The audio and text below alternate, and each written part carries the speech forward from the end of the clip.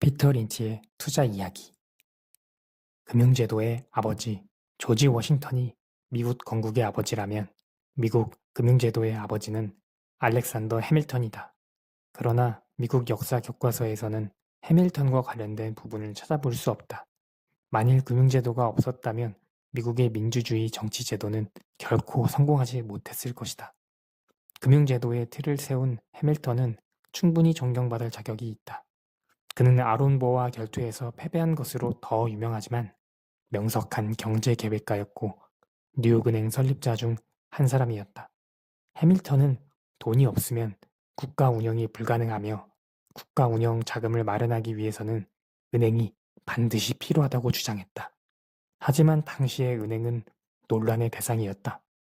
조지 워싱턴은 은행의 필요성에 대한 해밀턴의 의견에 동의했고 그 자신도 은행에 투자했다. 워싱턴은 자신의 고향 마운트 버논에 있는 알렉산드리아 은행의 주주였다. 그러나 많은 영향이 있는 사람들이 해밀턴과 워싱턴의 주장에 반대했다. 특히 후에 미국의 3대 대통령이 되는 토머스 제퍼슨의 반대가 심했다. 제퍼슨은 땅을 경작해서 얻는 수확을 미덕으로 생각하는 전형적인 농부의 후손이었다. 그는 공장과 공장 주변에 들어서는 도시를 싫어했다. 제퍼슨에게 있어 은행은 모든 악의 근원이었다. 특히 정부 은행은 더욱 그러했다. 그는 본인의 경제 문제에 있어서도 문외한이었다. 많은 재산을 갖고 있었지만 1826년 사망할 당시에는 빈털터리였다. 제퍼슨은 책과 잡다한 기구를 사는데 많은 돈을 지출했다. 덕분에 서재에는 건립된 지 100년이 넘은 하버드 대학보다 더 많은 장서가 보관돼 있었다. 그는 책벌레이자 사상가였고 마음 많은 농부인 사람이었다. 실제로 제퍼슨은 농사를 다른 사람에게 맡겨놓고 있었다. 제퍼슨은 미국이 밀밭과 목초지가 풍부하고 독립적인 자영농이 지역의 정치를 좌우하면서 공공의 문제에 대해 제 목소리를 내는 국가가 되기를 바랐다. 제퍼슨은 귀족이라는 지배계급이 정부를 운영하는 유럽 방식의 정치를 거부했다. 제퍼슨은 공장 설립으로 수백만 노동자가 농장에서 도시로 이주해 풍요롭게 살게 되리라고는 꿈에도 생각하지 못했을 것이다. 또 수많은 문제점을 안고 있는 중공업 덕분에 미국이 인류 역사상 가장 잘 사는 국가로 발전한 것도 당시로서는 상상조차 못했을 것이다. 도로와 운하, 고속도로, 교량, 공장 등을 건설하는 데 투입된 대규모 자금이 없었다면 지금과 같은 발전은 불가능했을 것이다. 이 모든 자금이 제퍼슨이 그토록 증오했던 은행에서 나왔다는 사실은 아이러니하지 않을 수 없다. 제퍼슨의 반대에도 불구하고 최초의 미합중국 은행은 1791년 위회의 승인을 받았고 1811년까지 20년 동안 운영됐다. 그러나 1812년 은행을 혐오하는 위원들이 은행에 대한 허가 연장을 거부했고 은행은 다시 폐쇄됐다. 두 번째 미합중국 은행은 1826년에 필라델피아에서 문을 열었다. 그러나 몇 년 뒤 앤드류 잭슨이 제7대 대통령에 당선되면서 미합중국 은행은 또다시 어려움에 처하게 됐다. 테네시 출신의 잭슨 대통령은 거칠고 완고한 성격의 소유자였다. 사람들은 잭슨 대통령이 나무처럼 키가 크고 두꺼운 피부를 가진 데다 통나무 집에서 자랐다고 해서 올드 히코리라고 불렀다. 하지만 이러한 평판과는 달리 잭슨은 몸이 좋지 않아 주로 실내에서 생활했다.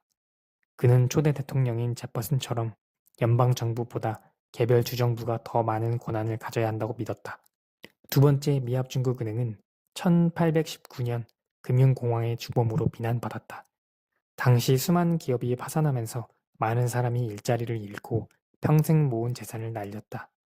금융공황의 주범은 은행이라는 괴물이라며 손가락질하는 동부 공장 노동자들의 항의에 서부 농부들마저 동참할 정도였다.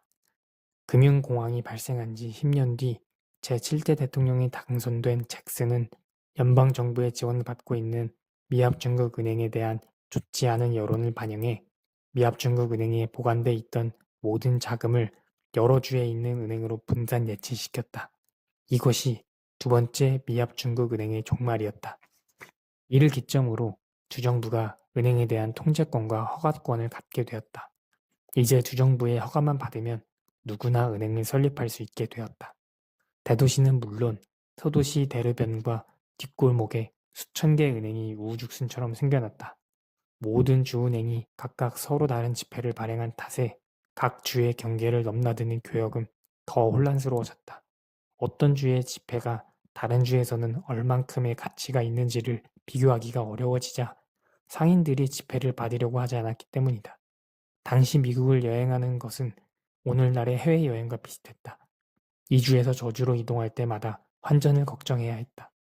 은행의 제도에 대해서는 미국과 유럽이 서로 다른 방향으로 발전했다. 유럽은 많은 지점을 거느린 소수의 은행을 허가하는 제도를 선호한 반면 미국은 여러 종류의 다양한 은행을 선택했다. 1820년경 영국에는 단 몇 개의 은행이 있었지만 미국에는 약 300개의 은행이 있었다. 저축은행과 신용조합을 포함하면 현재 미국에는 1만 개의 은행이 영업을 하고 있다. 하지만 영국의 은행 수는 15개가 채 안 된다. 미국 지역 은행 가운데 상당수는 경제 위기가 닥쳤을 때 이를 극복할 만큼 충분한 자금을 보유하지 못, 그래서 항상 파산 위험에 노출돼 있었다. 그리고 1810년부터 20년에 세워진 은행 가운데 절반이 1825년에 문을 닫았다. 1830년에서 1840년 사이 설립된 은행 중 절반이 5년이 지난 1845년에 폐쇄됐다. 당시에는 지금과 같은 예금자 보호 제도가 없었다. 따라서 은행이 파산하면 예금주는 아무런 보호를 받지 못해 모든 재산을 잃을 수밖에 없었다. 예금자 보호 장치가 없는 은행은 현금을 보관하기에 위험한 곳이었지만 미국인들은 여전히 재산을 은행에 맡겼다. 은행은 시민들이 맡긴 예금을 교량건설업자, 문화건설업자, 도로건설업자, 철도건설업자들에게 사업자금으로 대출해 주었다. 철도회사, 교량회사, 철강회사에 빌려준 대출 자금은 은행에 돈을 맡긴 예금주들의 계좌에서 나온 돈이었다. 다시 말해 미국 경제를 이끈 에너지와 역동성은 일반 서민들의 주머니에서 나온 돈이다. 프로젝트를 위한 자금이 필요할 경우 정부가 자금을 조달하는 방법은 세금 징수, 은행 대출, 복권 판매, 채권 판매 등 4가지이다. 기업이 자금을 조달할 때는 은행에서 빌리거나 주식을 매도하고 채권을 발행하는 것이 일반적이다. 그러나 19세기에는 주식을 통한 자금 조달은 최후의 수단으로 여겨졌다. 오늘날처럼 일반 대중에게 주식을 판매해 자금을 조달하는 방식은 한참 후에야 등장했다.